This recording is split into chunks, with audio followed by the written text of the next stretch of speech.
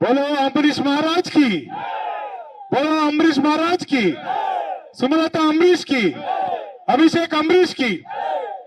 ಎಲ್ಲ ನನ್ನ ಮಂಡ್ಯ ಜಿಲ್ಲೆಯ ಸ್ವಾಭಿಮಾನಿ ಮತದಾರ ಬಂಧುಗಳೇ, ಇವತ್ತು ಏನು 2019 ಇತಿಹಾಸ ಇತ್ತು, ಇದು 2024ಕ್ಕೆ ಪುನಃ ಚುನಾವಣೆ ರಿಪೀಟ್ ಆಗ್ತಾ ಇದೆ. ದಯಮಾಡಿ ಎಲ್ಲರೂ ಅರ್ಥ ಮಾಡ್ಕೊಬೇಕು. ನಮಗೆ 2019ರಿಂದ 2024 ತನಕ 2019ರಲ್ಲಿ ನಾವು ಸುಮಲತಾ ಅಂಬರೀಶ್ ಅವ್ರನ್ನ ಚುನಾವಣೆ ಬಂದು ನಿಂತ್ಕೊಳ್ಳಿ ಅಂತ ಹೇಳಿದಾಗ ಅವ್ರ ಚುನಾವಣೆಗೆ ಇಷ್ಟ ಇರಲಿಲ್ಲ, ಅವರು ಚುನಾವಣಾ ರಾಜಕೀಯಕ್ಕೆ ಬರಕ್ಕೆ ಇಷ್ಟ ಇರಲಿಲ್ಲ. ಅದೇ ತಾನೇ ಅಂಬರೀಶ್ ಅಣ್ಣ ನಿಧನ ಹೊಂದಿದ್ರು. ಆ ನಿಧನದಿಂದ ಇನ್ನೂ ಕೂಡ ಅವರು ಚೇತರಿಸ್ಕೊಂಡಿರ್ಲಿಲ್ಲ. ಅವತ್ತೆಲ್ಲರೂ ಕೂಡ ನಾವು ಮಂಡ್ಯ ಜಿಲ್ಲೆಯ ಜನ ಬಂದು ನಾವು ಅಂಬರೀಶ್ ಅಣ್ಣವ್ರು ನಂಬ್ಕೊಂಡಿದೀವಿ, ಅಂಬರೀಶ್ ಅಣ್ಣವ್ರ ಕುಟುಂಬ ನಂಬ್ಕೊಂಡಿದೀವಿ, ನಾವೆಲ್ಲ ಬೀದಿ ಪಾಲ ಹೋಗ್ತೀವಿ, ನೀವು ಖಂಡಿತ ರಾಜಕಾರಣಕ್ಕೆ ಬರಬೇಕು ಅಂದಾಗ ನಮ್ಮೆಲ್ಲರೂ ಒತ್ತಾಯಕ್ಕೆ ಅವ್ರು ಮಣಿದು ಇವತ್ತು ರಾಜಕಾರಣಕ್ಕೆ ಬಂದ್ರು. ಇವತ್ತಿನ ದಿನ 2019ರಿಂದ 24ರವರೆಗೆ ಅವ್ರು ಮಾಡಿರ್ತಕ್ಕಂಥ ಸಾಧನೆಗಳು ನಮ್ಮ ಮಂಡ್ಯ ಜಿಲ್ಲೆಯ ಕಣ್ಮುಂದೆ ಇದೆ. ನಾವು ಯಾವತ್ತೂ ಕೂಡ ಯಾರ ಅಡಿಯಾಳಾಗಿ ಅಂಬರೀಶ್ ಅಣ್ಣ ಕುಟುಂಬ ಇಲ್ಲ. ದಯಮಾಡಿ ಅರ್ಥ ಮಾಡ್ಕೊಬೇಕು. ಅಂಬರೀಶ್ ಅಣ್ಣನೇ ಆ ಕುಟುಂಬಕ್ಕೆ ಅಂಬರೀಶ್ ಅಣ್ಣ ಯಾವಾಗ್ಲೂ ಶ್ರೀರಕ್ಷೆಯಾಗೇ ಇರ್ತಾರೆ. ಆ ನಿಟ್ಟಿನಲ್ಲಿ ಈಗೇನು ನಾವು ಹೇಳಿದ್ವಿ 2019ರಿಂದ 24ಕ್ಕೆ ನಾವು ಬಿಜೆಪಿಗೆ ಸಪೋರ್ಟ್ ಮಾಡ್ತೀನಿ ಅಂತ ಹೇಳಿ ಅಕ್ಕ ನಮಗೆ ಹೇಳಿದಾಗ ನಾವೆಲ್ಲರೂ ಕೂಡ ತುಂಬಾ ಸಂತೋಷದಿಂದ ಒಪ್ಕೊಂಡ್ವಿ.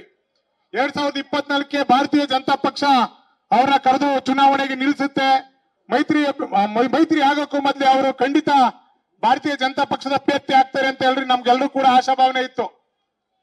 ಯಾಕೋ ಗೊತ್ತಿಲ್ಲ, 2019-24 ಆದಾಗ ಮೈತ್ರಿ ಆಯ್ತು. ಮೈತ್ರಿ ಕ್ಯಾಂಡಿಡೇಟ್ ಇವತ್ತು ಕುಮಾರಸ್ವಾಮಿ ಅವ್ರನ್ನ ಅನೌನ್ಸ್ ಮಾಡಿದೆ. ನಮ್ಗೆಲ್ರಿಗೂ ಕೂಡ ನಿಜಕ್ಕೂ ದುಃಖ ಆಗ್ತಾ ಇದೆ.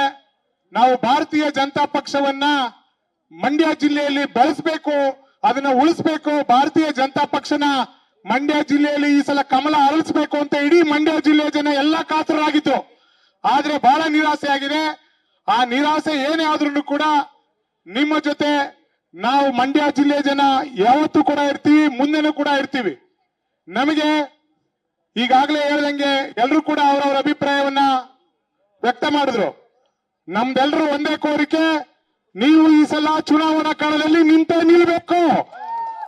ಖಂಡಿತ ನೀವು ಪಕ್ಷೇತರ ಅಭ್ಯರ್ಥಿ ಆಗಾದ್ರೂ ಸರಿ ಈ ಸಲ ಕಂಟೆಸ್ಟ್ ಮಾಡಬೇಕು ಅಂತ ಹೇಳಿ ನಮ್ಮೆಲ್ಲರಿಗೂ ಕೂಡ ಆಶಾಭಾವನೆ ಇದೆ.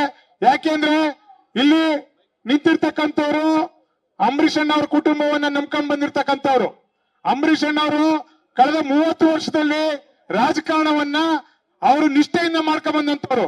ಅದೇ ರೀತಿ ಆ ನಿಟ್ಟಿನಲ್ಲಿ ನಮ್ಮ ಸುಮಲತಾ ಅಂಬರೀಶ್ ಅವರು ಕೂಡ 5 ವರ್ಷದಲ್ಲಿ ಎಲ್ಲಾ ಜನಕ್ಕೂ ಕೂಡ ನಿಷ್ಠೆಯಿಂದ ಪ್ರಾಮಾಣಿಕವಾಗಿ ಅವ್ರ ಕೆಲಸವನ್ನ ಮಾಡ್ಕೊಂಡ್ ಬಂದಿದ್ದಾರೆ. ಆ ನಿಟ್ಟಿನಲ್ಲಿ ನಮ್ಮೆಲ್ರಿಗೂ ಕೂಡ ಒಂದು ಆಶಾಭಾವನೆ ಇದೆ. ನಮ್ಮ ನಾಯಕಿಯಂತ ಸುಮಲತಾ ಅಂಬರೀಶ್ ಅವರು ಏನ್ ತೀರ್ಮಾನ ತಗೊಳ್ತಾರೆ ಅದಕ್ಕೆಲ್ಲ ನಾವು ಬದ್ಧ ಇದೀವಿ ತಾನೆ. ಆ ತೀರ್ಮಾನಕ್ಕೆ ನಾವೆಲ್ಲರೂ ಕೂಡ ಬದ್ಧವಾಗಿರೋಣ ಅಂತ ಹೇಳ್ತಾ ಎಲ್ರೂ ಕೂಡ ಮತ್ತೊಮ್ಮೆ ನಮ್ಮ ಮಂಡ್ಯ ಜಿಲ್ಲೆ ಸ್ವಾಭಿಮಾನಿ ಜನಕ್ಕೆ ಮತ್ತೊಮ್ಮೆ ವಂದಿಸ್ತಾ ನನ್ನೊಂದೆರಡು ಮಾತು ಮುಗಿಸ್ತೇನೆ. ನಮಸ್ಕಾರ. ನ್ಯೂಸ್ ಫಸ್ಟ್ ನಿರ್ಭೀತಿಯಿಂದ ನಿಮ್ಮ ಪರವಾಗಿ.